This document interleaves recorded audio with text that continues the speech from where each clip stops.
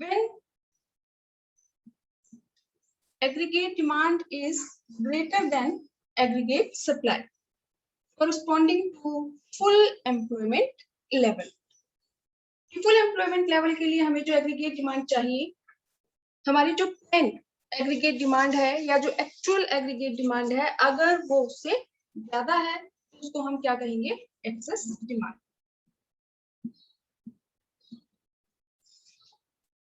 Causes of excess demand.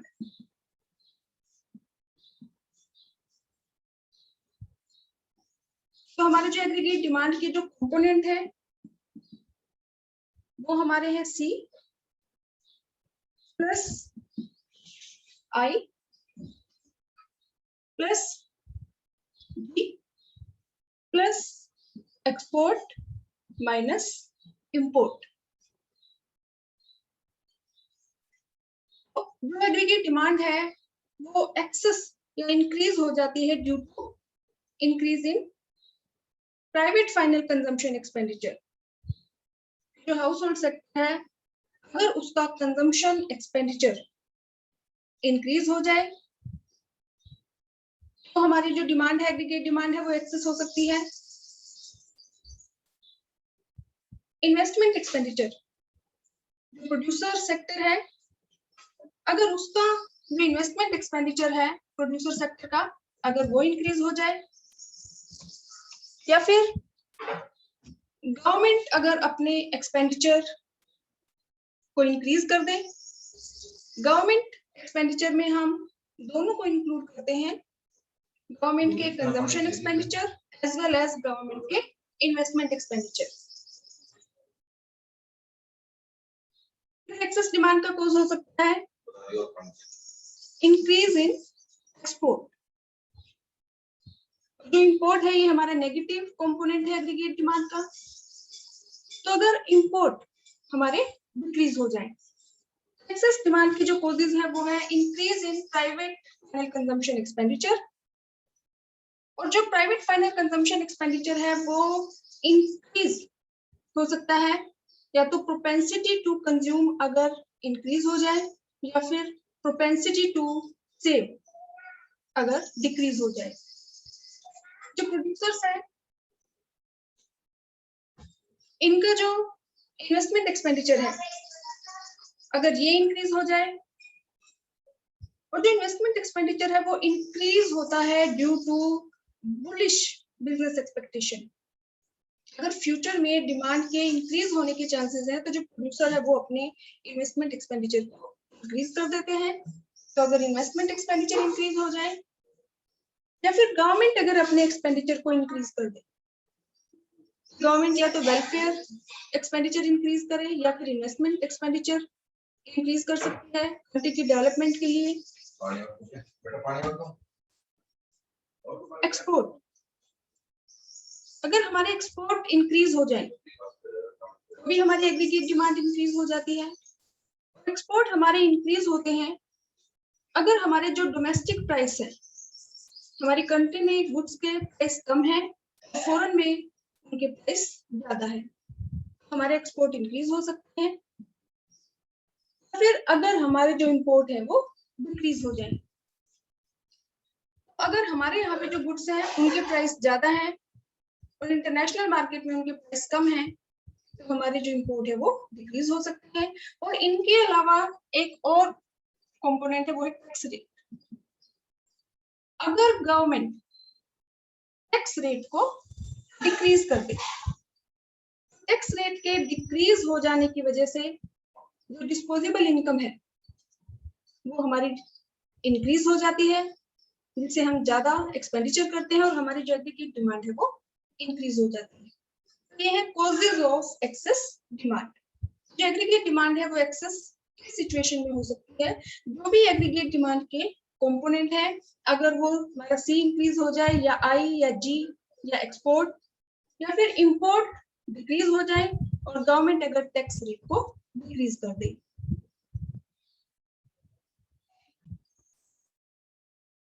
Consequences of excess demand.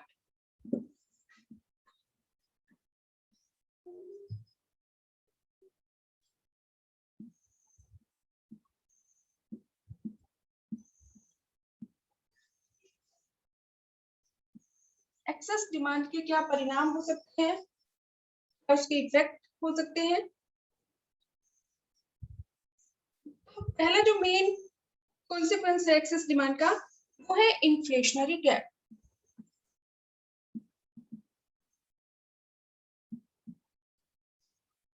Inflationary gap क्या है, इसको हम एक डायग्राम की हेल्प से समझते हैं। ये हमारा एक्स एक्सिस है, एक्स एक्सिस पे हम शो करते हैं इनकम, ये हमारा वाई एक्सिस है, वाई एक्सिस पे हम शो करते हैं एग्रीगेट डिमांड। ये हमारा सप्लाई कर्व है, y = AS 45 डिग्री का एंगल, और ये हमारी है aggregate demand full employment level की। एग्रीगेट डिमांड किसके, फुल एम्प्लॉयमेंट लेवल की। और excess demand means full employment level के लिए जो एग्रीगेट डिमांड चाहिए, हमारी जो प्लान्ड एग्रीगेट डिमांड है, जो एक्चुअल एग्रीगेट डिमांड है, वो अगर हमारी फुल एम्प्लॉयमेंट लेवल की एग्रीगेट डिमांड से ज्यादा है, इसके ऊपर हम और एग्रीगेट डिमांड करके ड्रॉ कर देंगे। ये हमारा प्लान्ड एग्रीगेट डिमांड है। फुल एम्प्लॉयमेंट लेवल पे यहाँ पे ये हमारा इक्विलिब्रियम जीडीपी पॉइंट है। फुल एम्प्लॉयमेंट लेवल के इक्विलिब्रियम पॉइंट से हम जो हमारा प्लान्ड एग्रीगेट डिमांड है उसको मिलाएंगे। ये ध्यान रखना है, फुल एम्प्लॉयमेंट लेवल से हमें जो प्लान्ड एग्रीगेट डिमांड हमारी है इसको हमें मिलाना है। तो अगर इस पॉइंट का नाम हम ई रख दे, इसका एफ, तो ये जो डिफरेंस है ये क्या है, excess demand. Excess demand is the cause of inflationary gap. Excess demand इसके इक्वल है EF और ये किसके इक्वल है, inflationary gap.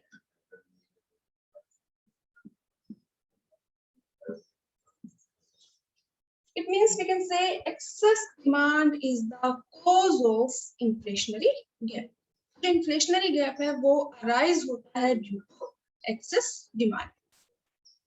अगर हमसे excess demand पूछा जाए तो भी हमें सेम डायग्राम बनाना है, इन्फ्लेशनरी गैप पूछा जाए तो भी हमें सेम मीनिंग और सेम डायग्राम के थ्रू को एक्सप्लेन करना है। क्योंकि जो एक्सेस डिमांड है, ये जो EF, यही हमारा क्या है, inflationary gap.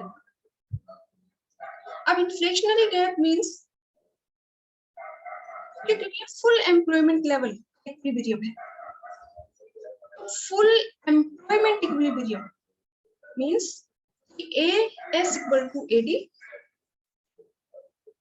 along with fuller utilization of resources.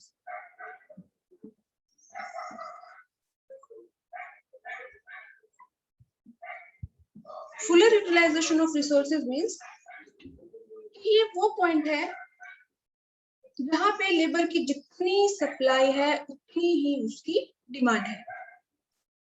अब इस लेवल से ज्यादा प्रोड्यूसर अपने प्रोडक्शन को इंक्रीज नहीं कर सकता,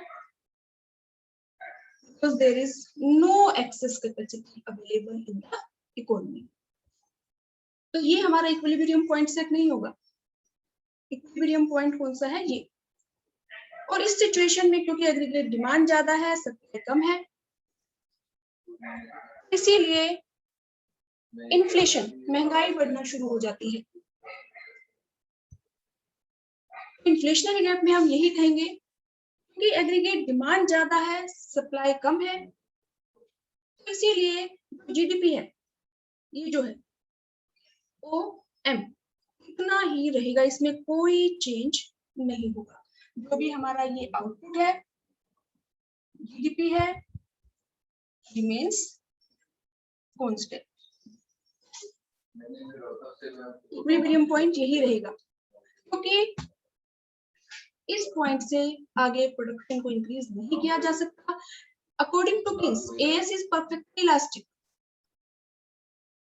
लेकिन सिर्फ फुल एम्प्लॉयमेंट लेवल तक। इस पॉइंट के बाद AS अपने आप को एडजस्ट नहीं कर सकती, क्योंकि इकोनॉमी में एक्सेस कैपेसिटी अवेलेबल नहीं है, लेबर अवेलेबल नहीं है। और अकॉर्डिंग टू किन्स जो जीडीपी है, आउटपुट है और एम्प्लॉयमेंट है, उसमें 1-to-1 का रिलेशनशिप है। क्योंकि इस पॉइंट पे लेबर की जितनी सप्लाई है उतनी ही डिमांड है और लेबर अवेलेबल नहीं है, टेक्निक कांस्टेंट है, इसीलिए प्रोडक्शन को इंक्रीज नहीं किया जा सकता।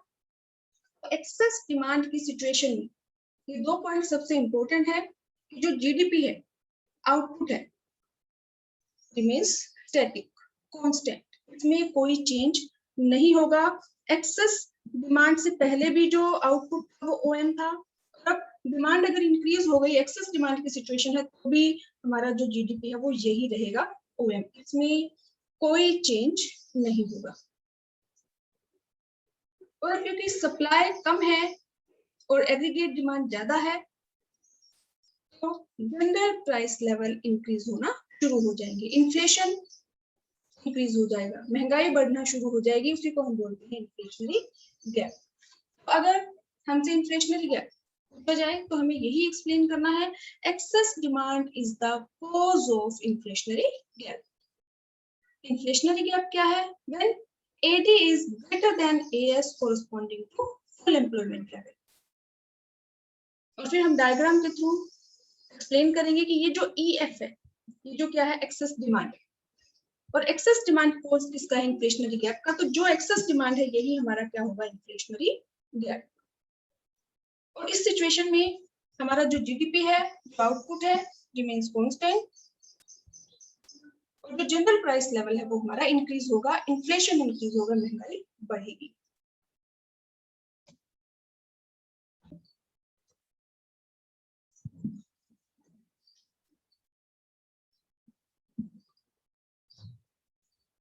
नेक्स्ट हमारा जो कॉन्सिक्वेंस है, जो इफेक्ट है एक्सेस डिमांड का, वो हमारा है static GDP.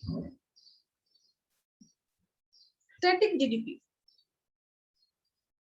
Static GDP means access demand की सिचुएशन में,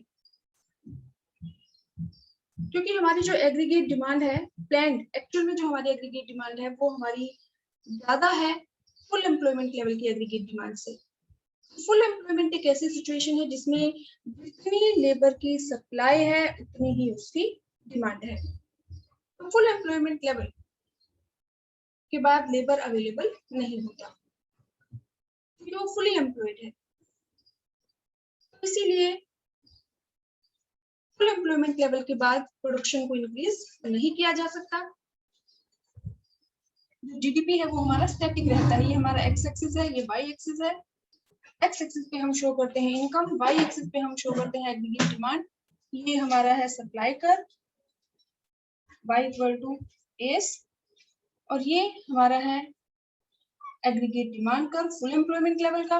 अब एक्सेस डिमांड की सिचुएशन में हमारा जो एग्रीगेट डिमांड है, प्लान जो एक्चुअल एग्रीगेट डिमांड है, वो हमारा इसके ऊपर है, एग्रीगेट डिमांड प्लान। इस सिचुएशन में, एक्सेस डिमांड की सिचुएशन में, जो फुल एम्प्लॉयमेंट लेवल का जो इक्विलिब्रियम जीडीपी है, यानी कि जो जीडीपी है वो सिर्फ इतना होगा, वो है। एक्सेस डिमांड की सिचुएशन में इक्विलिब्रियम है वो यही सेट रहेगा, यहाँ सेट नहीं हो सकता, क्योंकि इकोनॉमी में एक्सेस कैपेसिटी अवेलेबल नहीं है।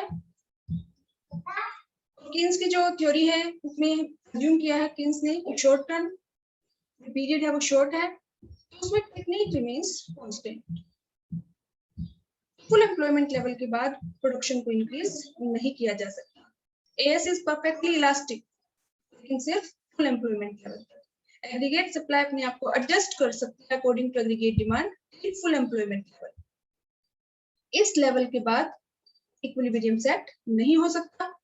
इस लेवल के बाद सिर्फ महंगाई बढ़ती है, बेस रेट इंक्रीज होता है, लेकिन जो जीडीपी है वो इतना ही रहेगा, ओएफ।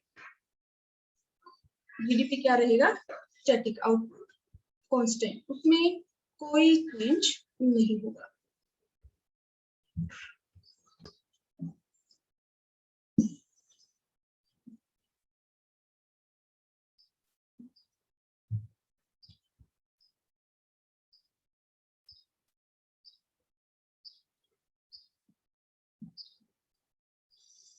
Veg price spiral.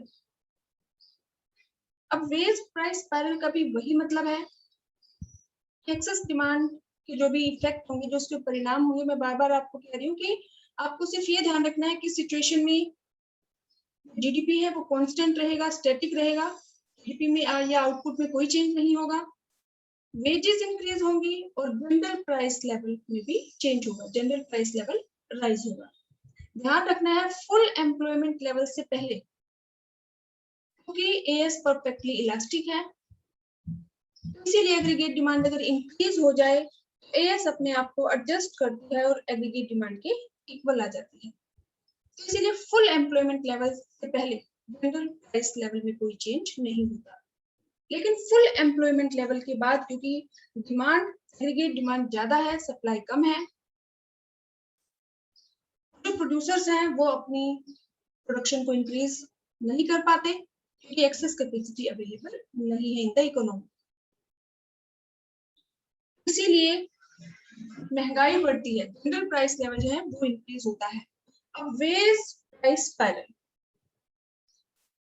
अब क्योंकि एग्रीगेट डिमांड ज्यादा है और सप्लाई कम है, जो प्रोड्यूसर्स हैं वो अपने प्रोडक्शन को इंक्रीज करने की कोशिश करते हैं, क्योंकि एग्रीगेट डिमांड ज्यादा होने की वजह से जो प्रोड्यूसर्स को लॉस होता है अनफुलफिल्ड डिमांड का, इसीलिए प्रोड्यूसर्स कोशिश करते हैं कि वो अपने प्रोडक्शन को इंक्रीज करें।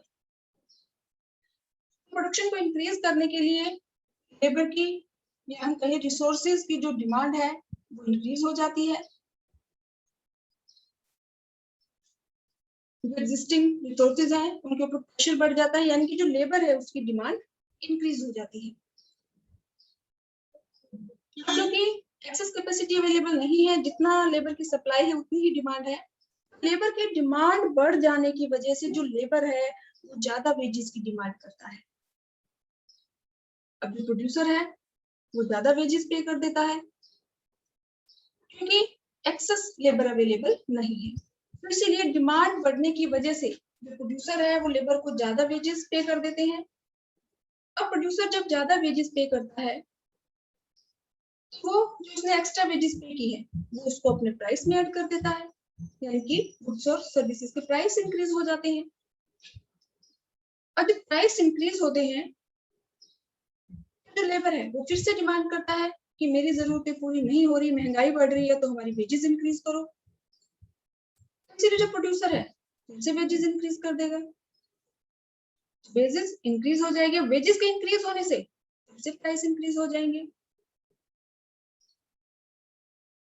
एक्सेस डिमांड की सिचुएशन वो सिचुएशन है जिसमें जो जीडीपी है, आउटपुट है, वो तो स्टैटिक रहता है, उसमें कोई चेंज नहीं होता, लेकिन वेजेस इंक्रीज होती है, वेजेस के इंक्रीज होने से प्राइस इंक्रीज होते हैं, प्राइस के इंक्रीज होने से फिर वेजेस इंक्रीज हो जाती है, वेजेस के इंक्रीज होने से फिर प्राइस इंक्रीज हो जाती है, यानी कि जो इकोनॉमी है वो फंस जाती है वेज प्राइस स्पाइरल में, कि यही चलता रहता है कि वेजेस इंक्रीज होंगी फिर प्राइस इंक्रीज होंगी, प्राइस इंक्रीज होंगे तो वेजेस इंक्रीज होगी, फिर वेजेस इंक्रीज होने से फिर प्राइस इंक्रीज होंगे, तो जो इकोनॉमी है वो फंस जाती है वेज प्राइस स्पाइरल में, यानी कि महंगाई इंक्रीज होती जाती है, इन्फ्लेशन इंक्रीज होता जाता है।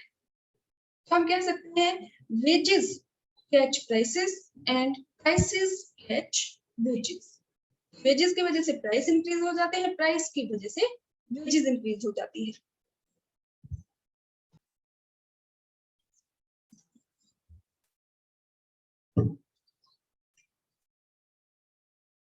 लॉस ऑफ प्रॉफिट, क्योंकि एक्सेस डिमांड की जो सिचुएशन है उसमें एग्रीगेट डिमांड ज्यादा है और जो एग्रीगेट सप्लाई है वो कम है, इसीलिए जो प्रोड्यूसर्स हैं उनको लॉस होता है प्रॉफिट का, क्योंकि जो उनकी कैपेसिटी है, क्योंकि इकोनॉमी में एक्सेस कैपेसिटी अवेलेबल नहीं है, इसलिए जो प्रोड्यूसर्स हैं वो अपने प्रोडक्शन को इंक्रीज नहीं कर पाते, और प्रोडक्शन इंक्रीज नहीं होने से वो जो अनफुलफिल्ड डिमांड है उसकी वजह से प्रोड्यूसर्स को लॉस होता है।